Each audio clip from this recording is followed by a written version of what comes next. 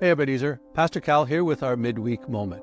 Hard to believe, but we are actually finishing up our first set of messages on the Gospel of Mark, which we've entitled Amazing Grace. After this Sunday, we are going to enter into our summer series, which will be through the book of Psalms, and you're going to be blessed by many guest speakers. But for this Sunday, we are going to be in Mark chapter 10. So let me begin our midweek moment just by reading the opening verses. It says here in Mark chapter 10, Jesus then left that place and went into the region of Judea and across the Jordan. Again, crowds of people came to him, and as was his custom, he taught them.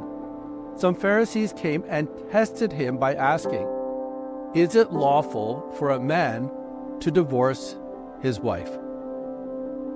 Now, Pastor West last week titled his message, Hard Sayings from a Kind Man.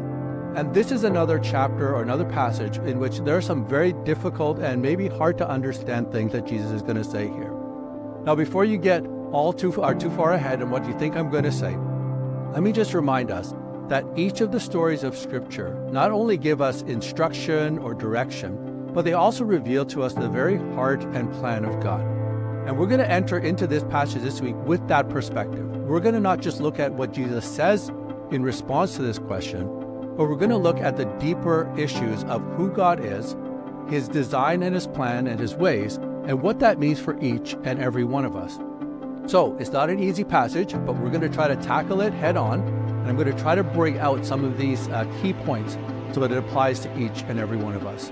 Read ahead if you get a chance, and again, don't dismiss it just because it's talking about a very specific topic, but we look forward to seeing you on Sunday where we'll unpack this together and trust that God has a message for each and every one of us as we wrap up part one of our series in the Gospel of Mark. Have a great rest of the week. We'll see you on Sunday.